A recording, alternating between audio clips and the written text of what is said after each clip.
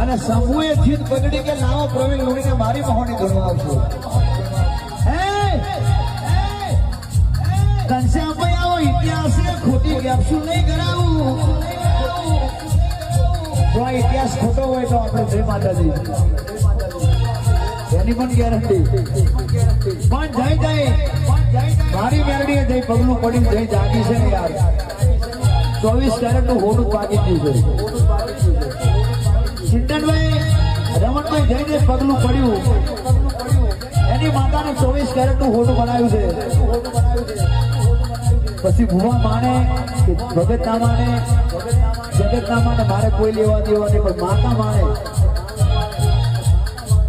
અને આ જગ્યાએ બોલી હોય તો આ જગ્યા પર હોનાની ના બનાવું પિન્ટુભાઈ. જેટલા હોભરે છે એટલો ને બધોને ખબર પડશે.